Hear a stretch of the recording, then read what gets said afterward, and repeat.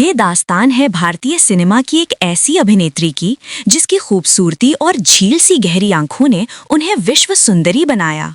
And Miss World 1994 is Miss India. उनकी मनमोहक खूबसूरती और दिलकश अदाओं ने बॉलीवुड में ऐसा जादू फैलाया कि क्या खान क्या बच्चन सभी उनके साथ काम करने के लिए उत्साहित थे। तेरे कारे। इस अभिनेत्री का जलवा ऐसा था कि हॉलीवुड के सुपरस्टार ब्रैड पिट और एक्ट्रेस जूलिया रॉबर्ट्स जैसे बड़े कलाकार उनके साथ फिल्मों में काम करना चाहते थे। उनकी खूबसूरती ऐसी थी कि सिडनी के मैडम तुसाद म्यूजियम में उनका मोम का पुतला लगाकर उन्हें सम्मानित किया गया।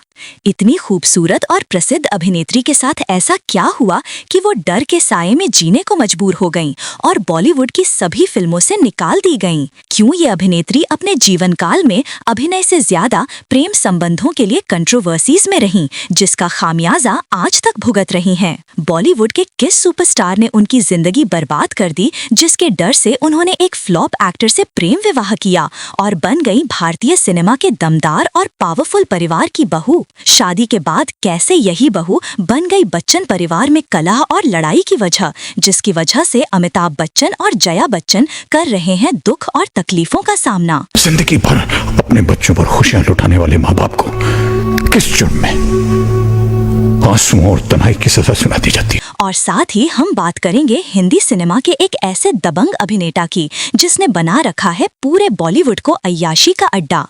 एक ऐसा हीरो जो बॉलीवुड में कदम रखने वाली हर खूबसूरत अभिनेत्री को बनाता है अपनी हवस का शिकार। हम बताएंगे कि कैसे इस अभिनेता ने कई सालों तक एक विश्व सुंदरी को अपनी रखैल बनाकर उस पर अत्याचार किए। आखिर क्यों इस अभिनेता के साथ कोई भी शरीफ अभिनेत्री रोमांटिक सीन करने के लिए तैयार नहीं होती? क्या आपको पता है कि बॉलीवुड के ज्यादातर खूबसूरत हसीनाओं के साथ रातें रंगीन कर चुका ये हीरो 60 साल की उम्र होने के बावजूद अब तक कुमारा क्यों है? क्या आप जानते हैं कि इस सुपरस्टार ने शाहरुख खान को सरेआम थप्पड़ मारकर अपनी वर्षों पुरानी दोस्ती खत्म कर दी थी? क्यों इस अभिनेता पर काले हिरन का शिकार करने का आरोप लगा, जिसकी वजह से उसे जेल जाना पड़ा था? क्यों इस घमंडी सुपरस्टार ने फुटपाथ पर सो रहे मासूम लोगों के ऊपर कार चढ़ाकर उन्हें मौत के घाट उतार दिया था? क्यों इस अभिनेता पर अपनी ही प्रेमिकाओं को पीटने और गाली गलौज कर जबरदस्ती करने के आरोप लगे? अपनी एक सुपरहिट फिल्म की बम्पर सफलता के बाद ये हीरो क्यों 24 घंटे शराब के नशे में टुन रहने लगा और लोगों के साथ बदतमीजी करने लगा? और कैसे बॉलीवुड के एक दिग्गज और सम्मानित एक्टर ने सबके सामने इस बदतमीज और घमंडी अभिनेता का सारा नशा पल भर में उतार दिया था? दोस्तों, आज के इस वीडियो में हम जिस अय्याश और दबंग हीरो के काले कारनामों का खुलासा करेंगे उसका नाम है सलमान खान। लेकिन वीडियो में आगे बढ़ने से पहले आपको बता दें कि अगर आप अभी बच्चे हैं तो कृपया इस वीडियो को यहीं पर बंद कर दें, क्योंकि इस वीडियो के अंत में हम आपको सलमान खान के बारे में एक ऐसी वीडियो दिखाएंगे जो बच्चों के देखने लायक नहीं है। ये वीडियो देखने के बाद आप लोग भी सोच में पड़ जाएंगे कि सलमान खान जैसा शरीफ सा दिखने वाला इंसान आखिर ऐसा कैसे कर सकता है। तो चलिए सबसे पहले बात करते हैं ऐश्वर्या राय बच्चन की। झील सी नीली आंखों में जैसे कोई अनकही कहानी तैरती थी, मुस्कान ऐसी कि वक्त भी ठहर जाए।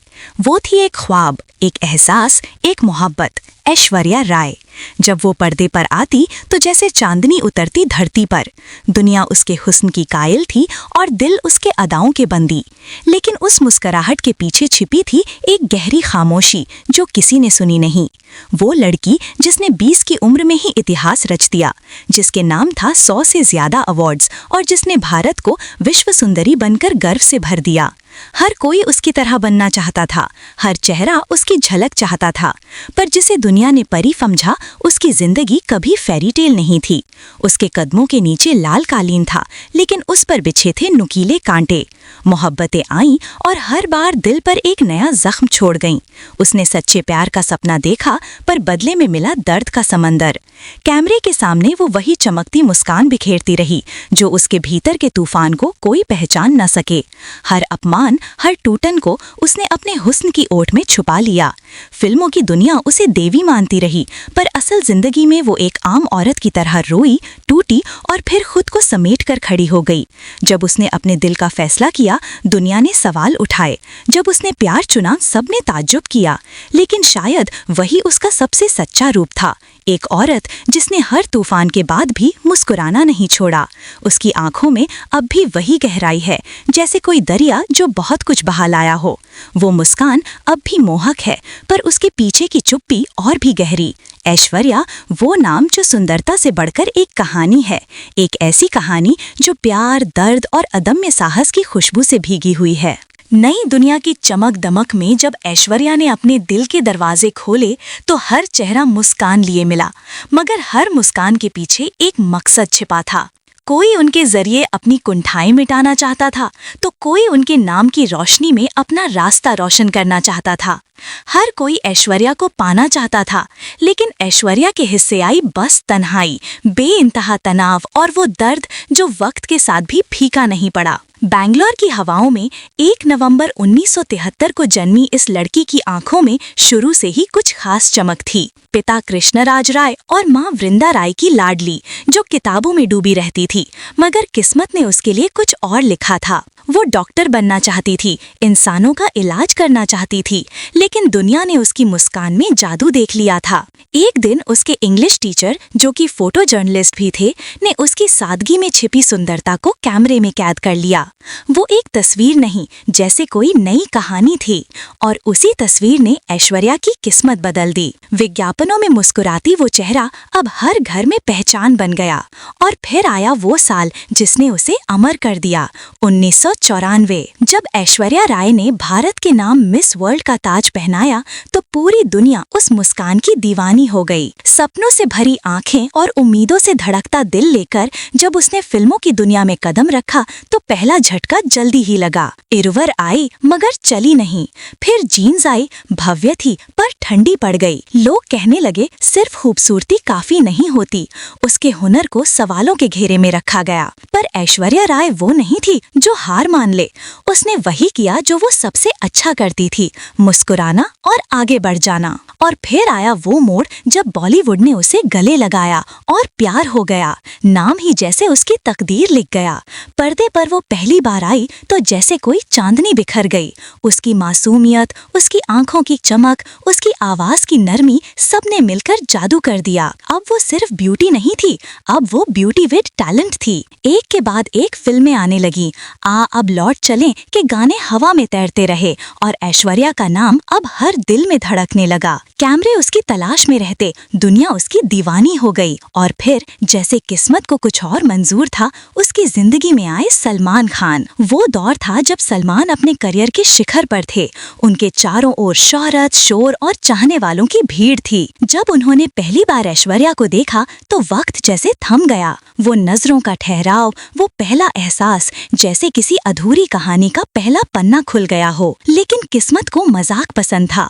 उसी फिल्म जोश में जिसमें ये मुलाकात हुई, ऐश्वर्या उनकी बहन के किरदार में कास्ट की गई। सलमान मुस्कुराए मगर उस मुस्कान में एक अधूरा अरमान छिपा रह गया, जैसे आसमान को जमीन मिलते मिलते बस एक कदम की दूरी रह गई हो। और यूं 2 सितारों की दुनिया में एक नई रोशनी जन्म लेने लगी, मगर उसकी परछाइयां बहुत गहरी थीं, जिन्हें दुनिया ने कभी ठीक से देखा ही नहीं। सलमान के दिल में ऐश्वर्या की पहली झलक उतरी तो जैसे सब कुछ ठहर गया। वो मुस्कान, वो आंखें, वो अदाएं, हर चीज में जादू था। लेकिन किस्मत को जैसे ये रिश्ता किसी इम्तिहान की तरह लिखना था। जोश में उन्हें ऐश्वर्या का भाई बनना था और सलमान के लिए ये मुमकिन ही नहीं था। वो रिश्ता निभाने से बेहतर उन्होंने फिल्म छोड़ना सही समझा। कुछ महीनों बाद जब संजय लीला भंसाली हम दिल दे चुके सनम लेकर आए तो सलमान ने बस एक शर्त रखी, नंदिनी के किरदार में ऐश्वर्या ही हूँ। संजय ने जब ऐश्वर्या को देखा तो जैसे किसी ने उनकी कल्पना को हकीकत में बदल दिया और यूं एक फिल्म बननी शुरू हुई जो सिर्फ पर्दे की कहानी नहीं थी बल्कि 2 दिलों की दास्तान भी थी। सेट पर सलमान हर पल ऐश्वर्या के करीब आने की कोशिश करते। उनकी आंखों में एक दीवानगी थी और ऐश्वर्या जो जो शुरू में उनसे थोड़ा संभल कर रहती थीं, धीरे धीरे उसी मोहब्बत में खोने लगी। कैमरे के सामने उनकी केमिस्ट्री सिर्फ एक्टिंग नहीं थी, वो एक सच्चा एहसास था, और यही एहसास उनकी रील से रियल लाइफ तक चला गया। जब फिल्म रिलीज हुई तो दुनिया ने सिर्फ एक हिट नहीं देखी, बल्कि एक मोहब्बत को महसूस किया। सलमान और ऐश्वर्या अब हर दिल की धड़कन बन चुके थे। वो सिर्फ 25 साल की थीं और उनके सामने खड़ा था एक ऐसा आदमी जो हर मायने में जुनून था। लेकिन सलमान के उस जुनून के साथ एक आग भी थी, गुस्से की, शक की और पागलपन की। दुनिया उन्हें बैड बॉय कहती थी और ऐश्वर्या के माता पिता को डर था कि कहीं उनकी बेटी उस आग में न जल जाए। पर जब प्यार होता है तो दुनिया के तर्क फीके पड़ जाते हैं। ऐश्वर्या ने सब छोड़ दिया, अपना घर, अपने लोगों की बातें, और बस उस मोहब्बत को चुना जो उनके लिए सब कुछ बन चुकी थी। उनकी मुलाकातें अब छिपती नहीं थीं। हर अखबार, हर पार्टी, हर कैमरा, सब सिर्फ इन्हीं दो नामों पर टिके रहते। लेकिन प्यार की वो रोशनी धीरे धीरे धुएं में बदलने लगी। सलमान के गुस्से ने रिश्ते में डर भर दिया। नशे में कही बातें, फूटे हुए ग्लास, टूटे सपने, ये सब ऐश्वर्या की मुस्कुराहट के पीछे छिपते चले गए। वो बार बार माफ करती रहीं, बार बार सोचती कि शायद कल सब ठीक हो जाएगा, मगर हर सुबह एक नया तूफान लेकर आती। एक दिन सलमान बिना बताए विदेश चले गए। ऐश्वर्या की आंखों में इंतजार जलता रहा, और लौटने पर उनके बीच जो हुआ उसने सब कुछ बदल दिया। झगड़ा, आंसू, टूटी चीजें, और फिर वो रात जब सलमान उनके घर के बाहर हंगामा करते रहे जैसे कोई दिल अपने ही हाथों से खुद को चोट पहुंचा रहा हो। बात इतनी बढ़ी कि ऐश्वर्या के पिता को पुलिस बुलानी पड़ी। इसके बाद फिल्मों ने भी उनसे मुंह मोड़ना शुरू कर दिया। चलते चलते से उनका नाम हट गया और रानी मुखर्जी ने जगह ले ली। समय गुजरा, जख्म रह गए। अवार्ड शो में ऐश्वर्या काले चश्मे और थकी मुस्कान के साथ आईं। वो मुस्कान जो अब बस औपचारिक थी। बाद में उन्होंने स्वीकार किया कि उस प्यार की कीमत उन्हें दर्द से चुकानी पड़ी। लेकिन दिल ठहरा कहाँ करता है। कुछ समय बाद उनकी जिंदगी में आए विवेक ओबेरॉय। उनकी मुलाकातें हल्की फुल्की बातों से शुरू हुईं और धीरे धीरे एक दोस्ती में बदल गईं जो सुकून देती थीं। विवेक के जेस्चर्स, वो 30 तोहफे, वो मुस्कुराहट ऐश्वर्या की टूटी दुनिया में थोड़ी सी रोशनी लेकर आए। लेकिन जब ये खबर बाहर पहुंची तो हवा में फिर वही पुरानी बेचैनी फैल गई। सलमान का गुस्सा एक बार फिर लौट आया। उन्होंने विवेक को फोन करके सब कुछ कहा, लेकिन विवेक ने इस बार डरना नहीं चुना। वो दौर ऐश्वर्या के लिए जैसे किसी अधूरे गीत का अंत था, जिसमें हर सुर में प्यार था मगर हर अंतरे में दर्द। और फिर भी उस दर्द के पार वो अब भी वही थी, झील सी आंखों वाली जो सब कुछ देख चुकी थी मगर मुस्कुराना नहीं भूली। विवेक की उस प्रेस कॉन्फ्रेंस ने जैसे सब कुछ उजागर कर दिया था। वो दर्द, वो रिश्तों की दरारें और वो बातें जो कभी सिर्फ 4 दीवारों के भीतर रहनी थीं। कैमरों की चमक के बीच ऐश्वर्या बस खामोश रहीं। उनके लिए ये सब बहुत भारी था। वो नहीं चाहती थीं कि उनका नाम इस तरह से उछले कि उनकी मोहब्बतें किसी तमाशे में बदल जाएं। उन्होंने खुद को समेटा, अपने भीतर झांका और फिर चुपचाप उस दुनिया से दूर चली गईं जहां अब हर मुस्कान नकली लगने लगी थी। हॉलीवुड की गलियों में कदम रखते हुए उन्होंने जैसे एक नया आसमान ढूंढ लिया। वहां उन्हें देखा गया, सराहा गया और महसूस किया गया। बिना किसी पुराने साये के उनकी आंखों में फिर से चमक लौटी और उनका नाम फिर से अपने असली मायने में चमकने लगा। लेकिन कुछ लोग थे जिन्होंने कभी उनका साथ नहीं छोड़ा। अजय देवगन, मणि रत्नम और अभिषेक बच्चन। इन लोगों की मौजूदगी ने उन्हें याद दिलाया कि सच्चे रिश्ते अब भी जिंदा हैं। फिर आया वो पल जब बंटी और बबली में उनके गाने ने जैसे नई जान फूंक दी। वो गाना सिर्फ एक परफॉर्मेंस नहीं था, वो एक पुनर्जन्म था। उसी सेट पर अमिताभ और अभिषेक के साथ कुछ ऐसा हुआ जिसने ऐश्वर्या की जिंदगी का रुख बदल दिया। अभिषेक की निगाहों में उन्हें सुकून दिखा, एक भरोसा जो उन्होंने पहले कभी महसूस नहीं किया था। धीरे धीरे वो भरोसा रिश्ते में बदल गया, ऐसा रिश्ता जो दिखावे से नहीं बल्कि अपनापन से बना था। सलमान की जिंदगी में अब कोई और आ चुका था और ऐश्वर्या ने भी अतीत को वहीं छोड़ देना सीखा। अभिषेक से शादी के बाद उन्होंने अपने संसार को सीमित कर लिया, कैमरे से दूर, सुर्खियों से परे। जब आराध्या आईं तो उनकी दुनिया बस मुस्कान और छोटी हथेलियों तक सिमट गई।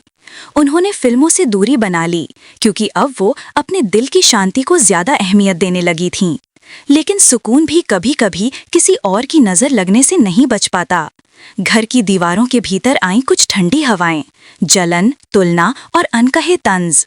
श्वेता का अपने घर से लौट आना और फिर उसी घर में एक अनदेखी होड़ का जन्म लेना, ये सब धीरे धीरे उस मोहब्बत की जमीन को हिला गया जिसे ऐश्वर्या ने इतने स्नेह से सींचा था।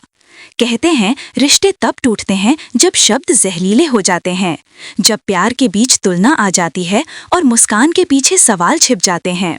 श्वेता और ऐश्वर्या के बीच यही खामोश जंग शुरू हुई। कभी ऋतिक के साथ पर्दे की नजदीकियां, कभी मीडिया की अफवाहें, सब कुछ आग में घी का काम करता गया और उस आग की लपटें धीरे धीरे घर की दीवारों तक पहुंच गईं।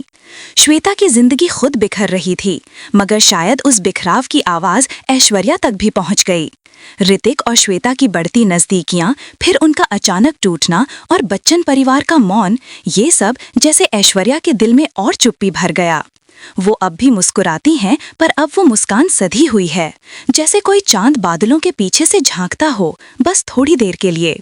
उनकी आंखों में अब भी वही नीला समंदर है, मगर उसकी लहरें अब शांत हैं, गहरी हैं और उनमें एक कहानी छिपी है। एक औरत की कहानी जिसने हर तूफान झेला मगर कभी खुद को डूबने नहीं दिया। वो हमेशा मुस्कुराती रहीं, जैसे दुनिया की सबसे खूबसूरत मुस्कान उन्हीं के हिस्से आई हो। लेकिन उस मुस्कान के पीछे जो खामोशी थी, उसे कोई नहीं समझ पाया।